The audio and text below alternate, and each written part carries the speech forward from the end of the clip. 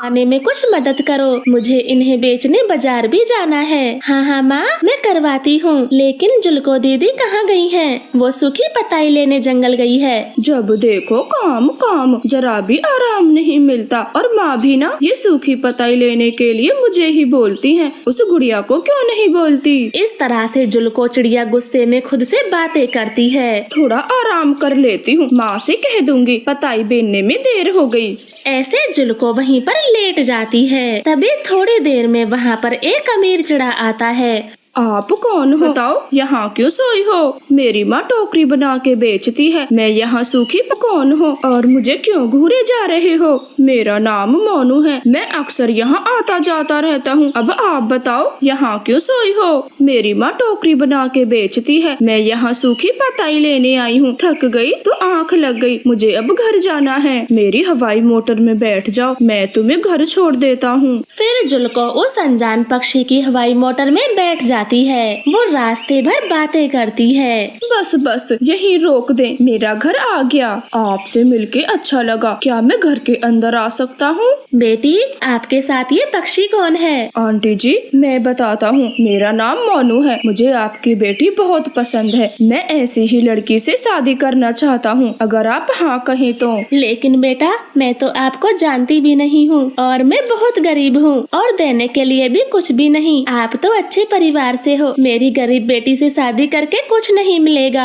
Aunty जी, मैं दहेज का भूखा नहीं हूँ, मैं कमाता हूँ और आपकी बेटी को हमेशा खुश रखूंगा। जुलको बेटी, आपको मोनू पसंद है? हाँ माँ, जैसा आपको ठीक लगे। ये बात सुनकर मोनू का चेहरा खुशी से खिल जाता है। मम्मा चिड़िया भी खुश थी। फिर कुछ ही दिनों में मोनू चिड़िया की शादी जुलको के साथ हो जाती है। वो उसका बहुत ख्याल रख। समय बीतता गया। गुड़िया बेटी, हमारी जुलको बहुत खुश है, लेकिन अपने ससुराल जाकर वो हमें तो बिल्कुल ही भूल गई। हाँ माँ, दीदी को एक अमीर परिवार जो मिला है, इसलिए वो हम सबको भूल गई। गुड़िया, मैं तो बूढ़ी हो रही हूँ, तेरी भी किसी अच्छे चिड़े से शादी कर दूँ तो मेरे सर से ये भारी बोझ उतर जाए।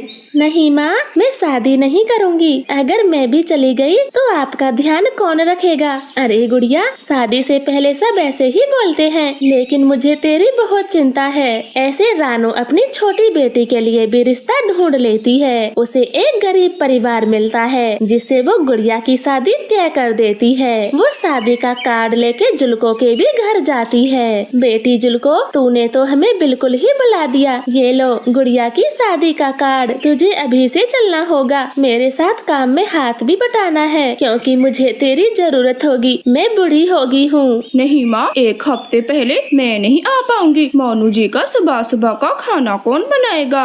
नहीं मेरी बेटी, तेरी बहन की शादी है। अगर तू ही नहीं चलेगी तो मेरे साथ काम कौन करेगा? माँ, अब इतने बड़े घर की जिम्मेदारी मेरे ऊपर है, मैं इसे छोड़कर तो नहीं आ सकती। ठीक है बेटी, अगर तुम्हारे पास समय नहीं है तो शादी वाले दिन जरूर आ जाना। तेरी बहन तुझे बहुत याद कर रही थी। ऐसे बातें कर मम्मा चिड़िया वहाँ से चली जाती है। धीरे धीरे एक हफ्ते का समय निकल जाता है और शादी वाला दिन भी आ जाता है, लेकिन जुलको वहाँ पर नहीं पहुँचती। अरे, आज तो गुड़िया की शादी है, तुम जा नहीं रही? मोनू जी, मेरा मन नहीं है वहाँ जाने का।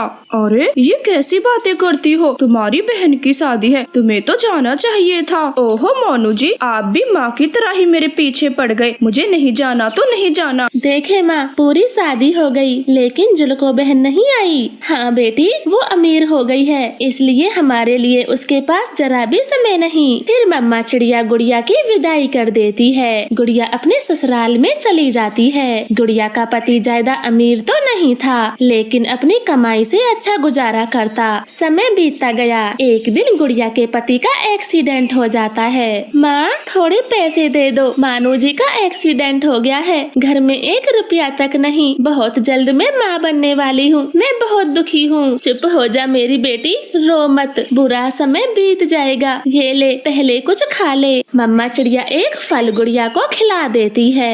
बेटी, मेरे पास तो एक भी पैसा नहीं, तू एक काम कर, जुल्को के घर चली जा। वो तेरे पति का सुन के तेरी मदद जरूर करेगी। नहीं माँ, मुझे नहीं लगता वो मुझे पैसे देंगी। शादी के बाद उन्होंने एक बार भी मुझसे बात तक नहीं की। वो बहुत घमंडी हो गई है, मैं नहीं जाऊंगी। इतना कहकर गुड़िया वहाँ से चली जाती है। मैं तो माँ हूँ जुल्को की, एक काम करती हूँ, अगर गुड़िया नहीं गई तो मैं ही चली जाती हूँ। फिर मम्मा चिड़िया जुल्को के घर चली जाती है। गुड़िया के पूरे हालात के बारे में उसे बता देती है। माँ, इस समय मेरे पास भी पैसों की बहुत तंगी है, मैं कहाँ से पैसे दूँ आपको? बेटी जुल्को, गुड़िया के पति का एक्सीडेंट हुआ है तो उससे मिला, गुड़िया को अच्छा लगेगा। नहीं माँ, मैं नहीं जाऊंगी। उस छोटे से झोपड़े में बैठने के लिए नरम घोंसले तो होंगे नहीं, जमीन पे मैं नहीं बैठूंगी। वाह बेटी वाह, तू इतनी बदल जाएगी ये मैंने कभी नहीं सोचा था। मैं ही पागल थी जो तेरे पास आ गई। वो गुड़िया मुझसे कहीं ज्यादा समझदार निकली। ऐसे बोलकर रानो चिड़िया वहाँ से चली जाती है। वो बूढ़ी होने के बाद भी मजदूरी पर जाती है और थोड़े पैसे कमाकर गुड़िया को देने लगती है। ऐसे गुड़िया का गुजारा हो जाता है। वो एक अंडे को जन्म देती है जिससे उसे एक बेटा पक्षी भी हो चुका था।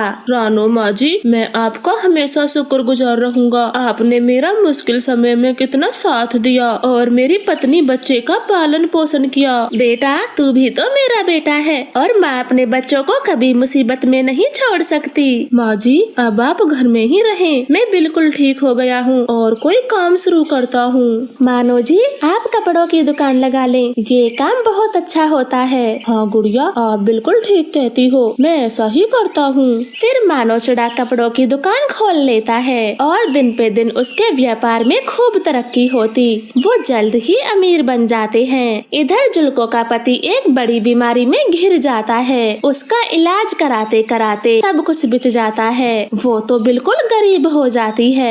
देखे माँ, पता नहीं सब कुछ कैसे खत्म हो गया, फिर भी मेरा पति ठीक नहीं है। अब तो इलाज के लिए भी पूरे पैसे नहीं है, मुझे पैसों की बहुत जरूरत है। जुल्को, अब पता चला तुझे, तेरी बहन भी कितनी मुश्किल में थी, लेकिन उस समय तुझे बहुत घमंड था। उसके पति को देखने तक नहीं गई थी तू। माँ, मुझे माफ कर दे, मेरे पति का पूरा इलाज होना बहुत जरूरी है, मुझे पैसे दिला दे। जुल्को, गुड़िया तेरी जैसी बिल्कुल नहीं है, जा उससे थोड़ी मदद मांग ले। मेरे तो पंखों में दर्द रहने लगा है, इसलिए मैं तेरे साथ नहीं चल सकती। फिर जुल्को गुड़िया के घर जाती है। वो तो फूट फूट कर रोती है। अरे जुल्को, तू रो मत, भगवान का दिया मेरे पास सब कुछ है। तू जितने चाहे उतने पैसे ले जा और अपने पति का पूरा इलाज करवा। गुड़िया बहन, मुझे माफ कर दो, मैं अंधी हो गई थी, तुम सबको भूल गई, शायद इसीलिए ऊपर वाले ने मुझे ये दिन दिखाया है। वो तो है जुल्को बहन, पैसे के घमंड में अपनों को कभी नहीं भूलना चाहिए, क्योंकि बुरे वक्त में अपने ही काम आते हैं। गुड़िया उसे पैसे दे देती है। अब जुल्को को पता चल गया था उसने कितनी बड़ी गलती की थी।